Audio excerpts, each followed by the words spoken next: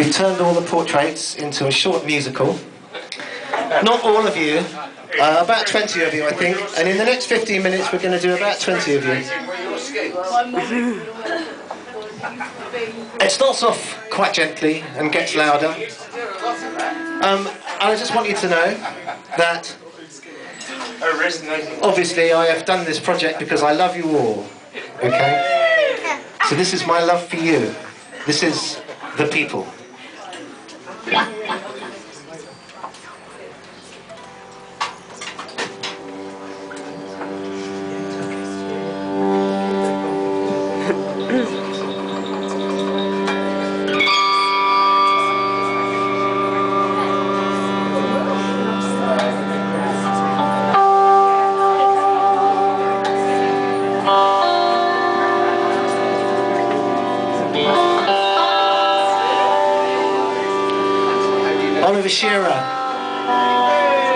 The chiseller of wooden music in the electronic age, recollector of the hollow resonance, explorer of the space between things, the ache and writhe of seeming,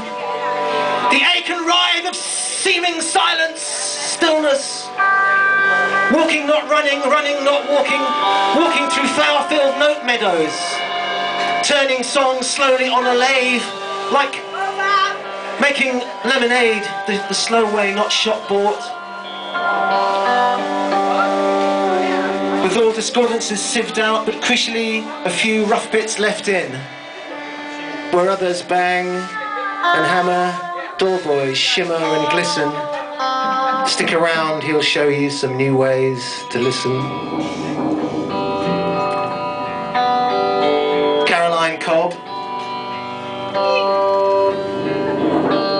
nature poet hiding in the heart of London.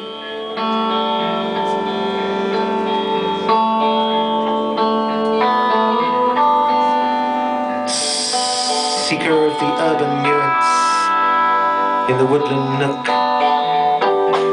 Carrying Devon with her at all times in an old canvas bag, strapped to her belly, into the heart of the city secretly to let it loose.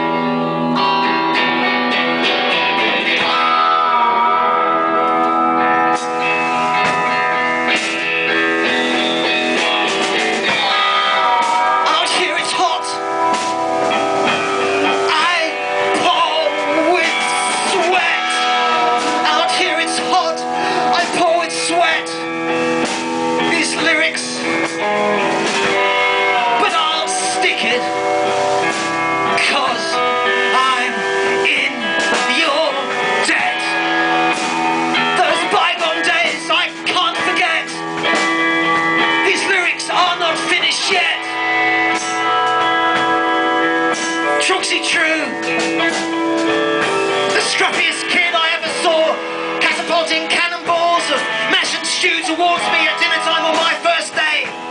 Scar-eyed, gap-toothed, said somebody had stabbed him up down Hammersmith way. Him and McKean and me, much reminiscing over gassy beers. Miraculous, we still the best of friends after 37 years. Out here, it's hot. I pour with sweat.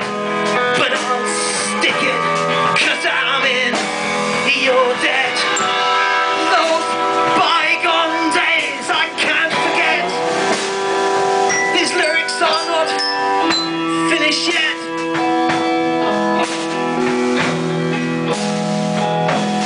Heather, moss and granite he's made out of remnants of the ancient Highland glens. The perfect neighbour, the man next door. The perfect neighbour, the man next door, giving out tours and doing everybody's odd jobs, and every now and again a brick comes through his window and there's a spectacular fallout with Linton or Cohen, but nothing in particular. The velvet ruggedness of the glens remaining in his face. Lines carved deep by 30 years years, by 1,000 years, by 1,000,000 years of mischief.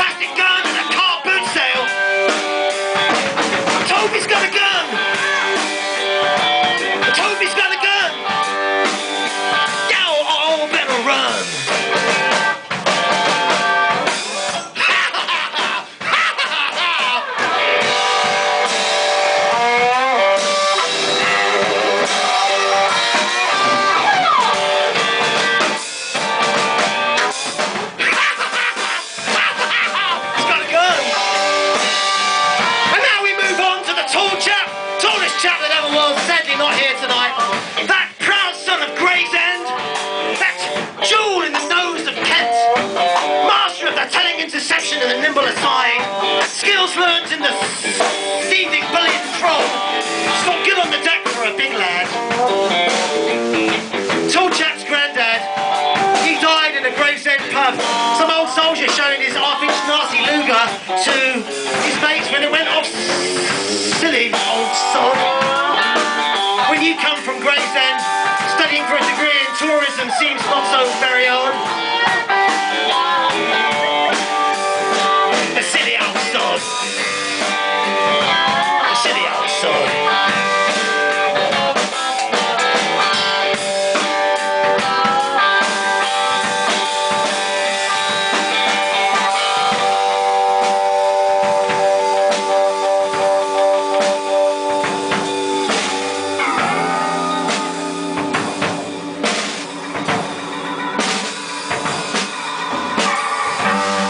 Quiet now for Simon Neville. 75-mile mountain runs in the snow and ice, trains by running up and down the Deptford tower block staircase. Each day becoming a ritual of preparation and remembrance. Guran worship. Guran worship. And rattling up north in Gertie's old panda to feed the baby elephants. Sag masala every Friday from the same takeaway, unconsumed until the washing up is dried and put away. Unchanging indicators on the graph of love. Simon Neville started a philosophy degree at Cambridge and gave it up to learn dry storm walling and fell running on the northern moor. Each step, one step closer to the truth.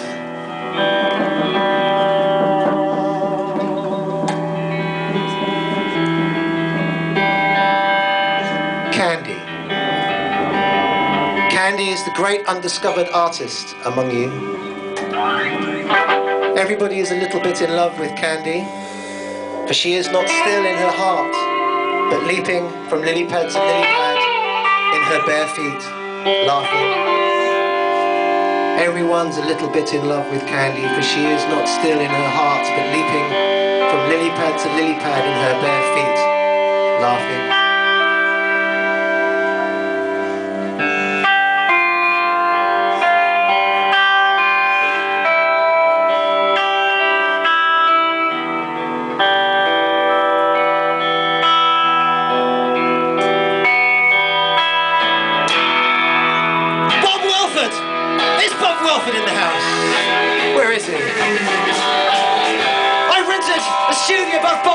toy shop in Lordship Lane for 10 years and he didn't put my rent up once in all that time.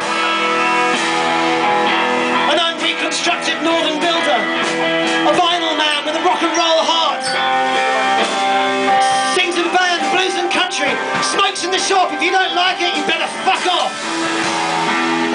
Gathered around the open fire in winter, the skip johnnies, the outlaw builders, Kenny and Dave the dog and Potsy, the last rag and bone man in London, sadly missed. The last of the great unwashed, flicker-lit in the crackling gloom, whilst outside the armies of gentrification gather, rattling their sticky shilling, expecting their soapy arses kissed.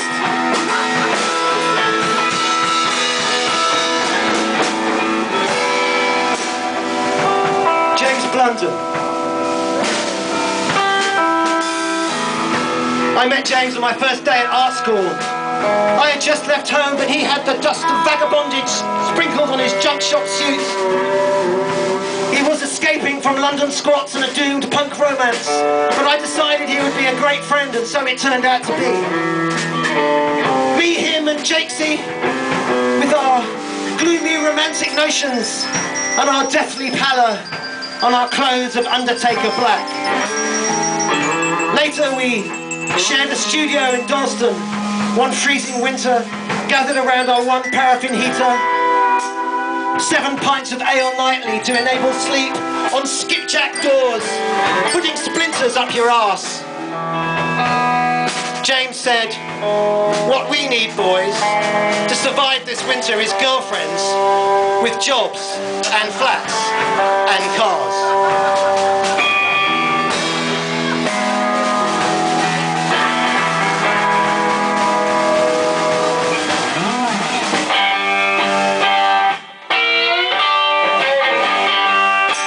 You recognise this one? This is about Terry Diamond. Terry Diamond I was at school with when I was 10. 10 years old, going on 40. He was 10 years old, going on 40. Yeah. He had big brown eyes, kind but somehow always sad.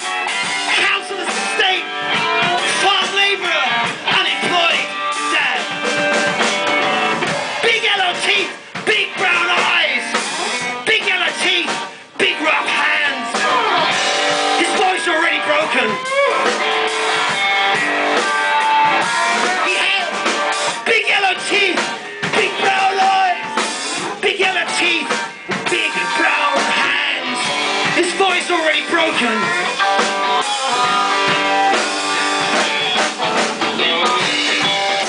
He spoke softly, but somehow you always wanted to listen. His voice, his sweat smelled like the inside of a wood. He was the boy we'd all become, if only we could. If only we could.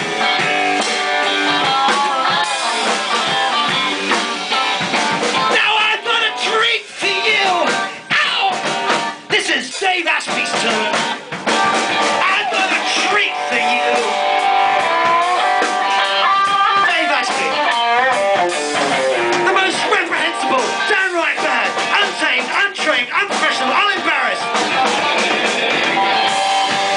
Scruffy, disreputable, respectful.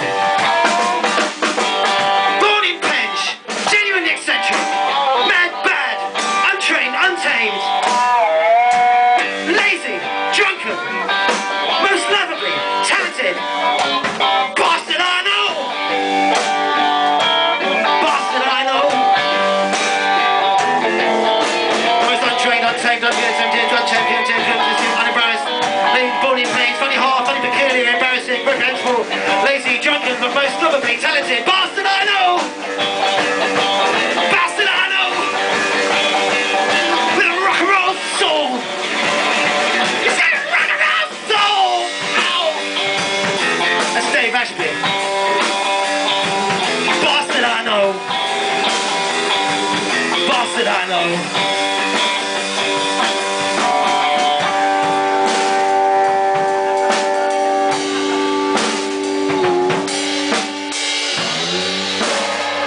was a bit in love with Mandy Sampson. I was totally, completely in love with Mandy Sampson, and I invited her over to my house. I learned to draw horses because she loved them, and I invited her over to my house for tea. Yes, you noticed. Because she loved them. You've been reading the poems, that's fucking terrible. Anyway, I invited her over to my house and she stayed for tea, and even my mother fell a little bit in love with her then, such was her effect. Only me, Mandy and Adrian Board passed the 11 plus that year. Our shared bond of cleverness, dispatching all my love rivals, bar one. But he hated girls, he said, the deluded fool. Later it would be me and Mandy Sampson alone on the front seat of the bus to the grammar school. Many years later they called it the Summer of Love. And as those golden, long, hot days descended from expectation into tedium, I spent my time collecting 1,000 lollipop sticks to build into a Subutio stadium. Suddenly it is the end of the summer holidays. Ahead on the path I see... No. Suddenly it is the end of the summer holidays. I am daydreaming our lives together, making elaborate plans. Ahead on the path I see Mandy Sampson and Terry Diamond, and they are holding hands.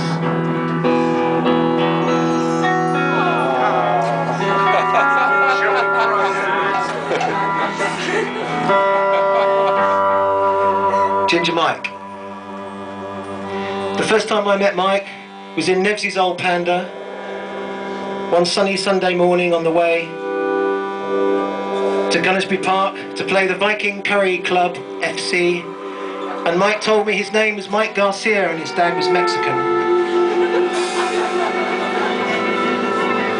Later I told my son Arthur that he had telescopic legs which would stretch out to tackle unsuspecting centre forwards, and he believed it true until he was 15.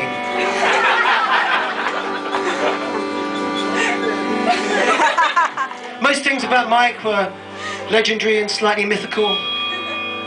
The appearances on Blue Peter with Alan Outram to demonstrate the ancient art of blow football, the unfathomable but never demonstrated leg spin, but not the incredible fortitude of one of life's true battlers, be it thuggish Sunday League centre forward or chronic illness. He never hid. Dear Mike, your body gave out long before your courage ever did. Wow.